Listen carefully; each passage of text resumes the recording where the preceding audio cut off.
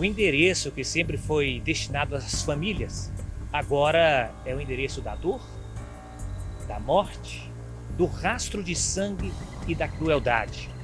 Priscila morava com um marido e também seus 2 filhos, um de 3 e o outro de 2 anos de idade, e foi brutalmente assassinada no último dia 11 de março. Segundo os vizinhos que moram aqui, o casal era um casal tranquilo, não ouviam-se brigas, tudo era na normalidade. No entanto, na data de 11 de março de 2023, tudo mudou.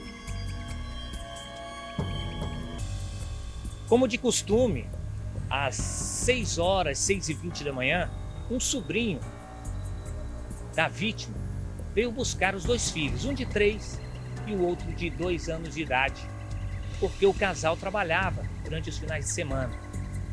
E nesse dia exato, eles que tinham o costume de entrar e sair da residência, sem a menor cerimônia, foram impedidos pelo autor do crime.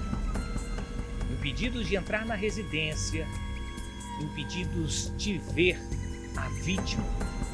E naquele momento, mal sabia eles, mas estava morta dentro de casa.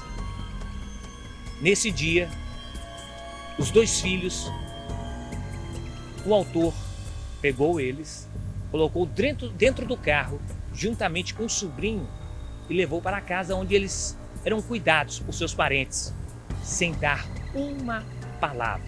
O delegado Eduardo Menezes é responsável pela investigação, detalha como tudo aconteceu. Ele mesmo pega os filhos no carro próprio e leva até a casa da sobrinha para que ela cuidasse. Enfim, o sobrinho retorna à casa, segue cuidando dos filhos e logo em seguida, 2 horas depois, ele recebe a informação advinda da irmã do autor,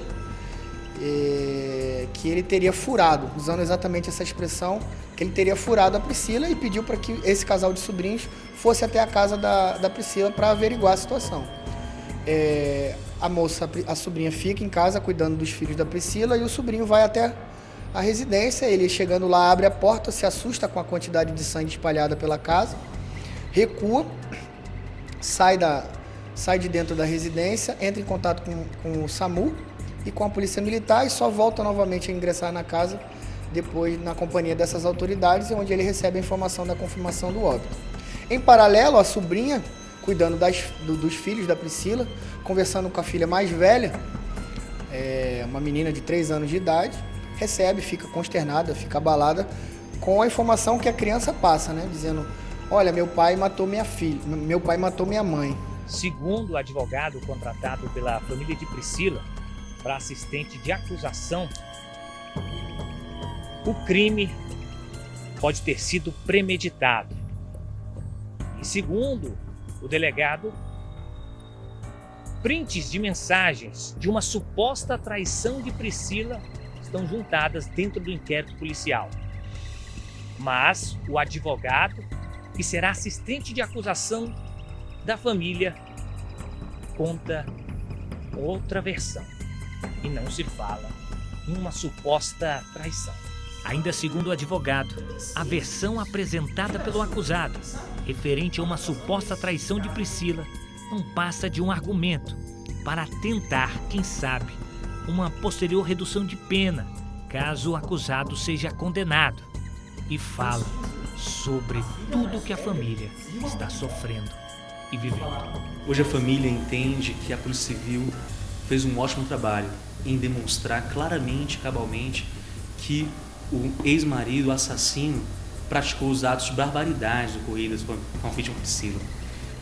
Tudo que a polícia demonstrou é que, de maneira cruel, abjeta, monstruosa, ele tirou a vida da Priscila dentro de casa, com os filhos juntos. Eu acho que qualquer forma de crime seria cruel, mas o praticado, com os filhos dentro de casa, a vítima no seu lar de aconchego, a casa que é o local de acolhimento, o local de amor, teve sua vida ali tirada, aonde deveria ser a proteção. O marido que deveria ser o protetor foi o cruel, foi o covarde que assassinou. E a família acredita que o trabalho que a Polícia Civil realizou de maneira exemplar demonstrou, sem sombra de dúvidas, que ele é o assassino. É tanto que a prova disso que o juiz decretou a prisão dele. E nosso trabalho agora é que a condenação seja exemplar.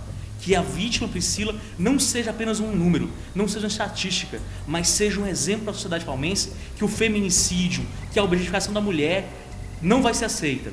Que as mulheres devem ser respeitadas, e respeitadas que quando uma vítima ocorre, ela vai ser duramente punida, repelida. Porque imaginem só, no mês de proteção às mulheres, no mês que defende-se que as mulheres devem ser valorizadas, esse covarde tirou de maneira cruel a vida dela, traumatizando pelo resto da vida essas crianças que teve que vivenciar dentro da sua casa o pai tirando a vida da mãe. Na rua onde o casal vivia, os moradores se calaram, estão com medo. No lote, há 4 residências e muitos vizinhos estão se mudando.